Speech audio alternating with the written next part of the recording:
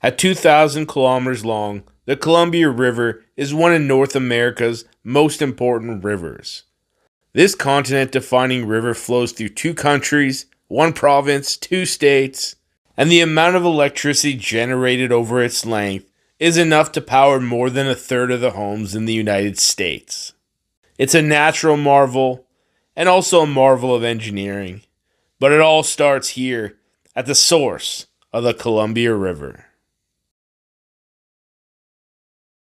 Well, welcome back to the channel. It is my first day back in BC, so I figured that there was no better way to spend it than going canoeing on a beautiful lake.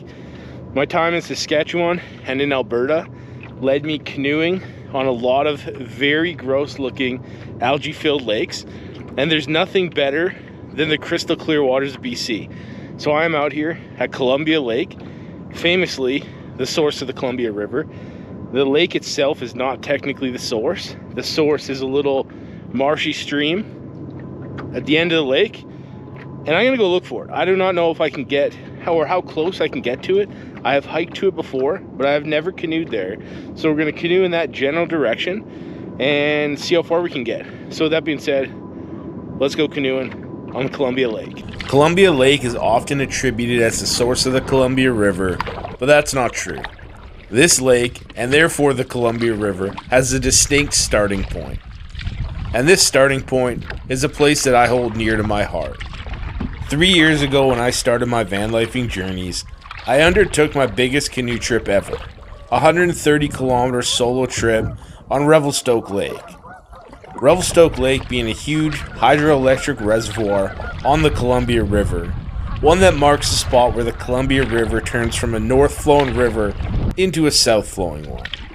And after my 8 days of paddling, I took my sun-fried and wind-blown body inside the Revelstoke Dam to learn all about the Columbia River watershed and all about the incredible amounts of hydroelectric power it produces. I was left in awe over the sheer scale of it all. Then I continued on with my drive until I saw the source of the Columbia River Trail on Google Maps, where I proceeded to walk to the actual source of the Columbia River, where I had what I could only describe as a spiritual moment.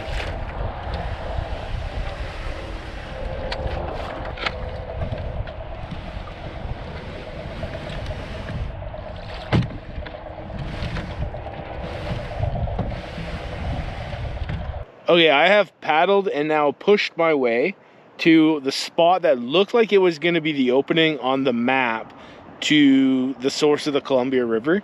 But if it is, there's no way I'm going to get through here. It's going to be way too shallow. But I did pass like a big open like bay area that maybe I'll be able to find another channel. It's hard to tell on Google Maps what is real and what is old satellite, what is it's just hard to tell what's going on. So I'm going to backtrack a little bit and then try to go further up the river. That's the plan now. So from here I begin to back my way out to go look for a better entrance. It's very fitting for me to miss the opening on my first try. I'm not one for advanced research.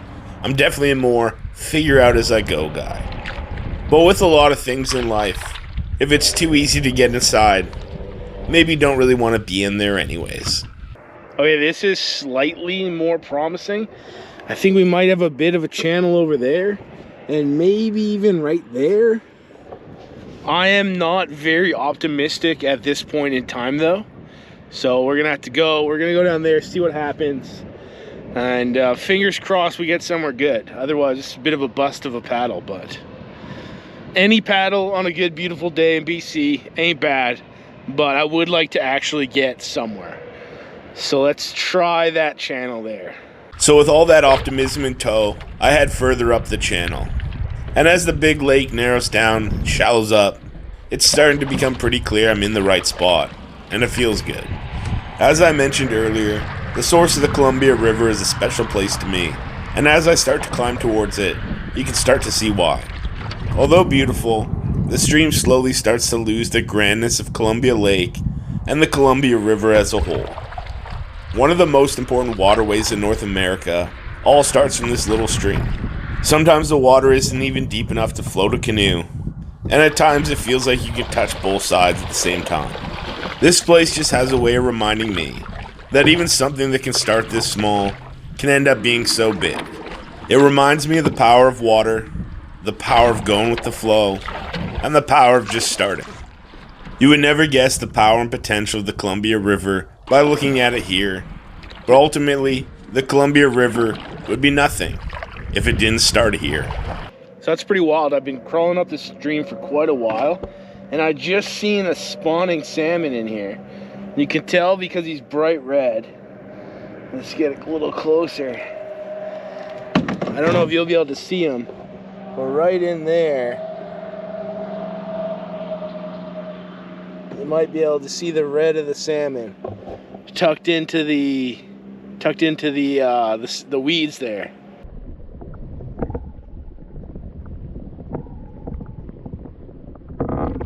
As far as I understand, seeing salmon this high in the Columbia is kind of unusual, as the countless hydro dams it's known for have blocked access to their migration routes. So we'll chalk that up to being a sign of good luck, and just another reminder of how amazing this place really is. And with that being said, we're just pulling up to the end of this now. Well, I guess the beginning.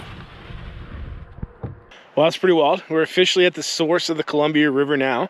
You can see the canoe is now beached, and if you look behind me, that is a bench, and then there's another bench and some information there. This is the viewpoint if you were to walk to the source of the Columbia River Trail from the parking lot that I slept in last night.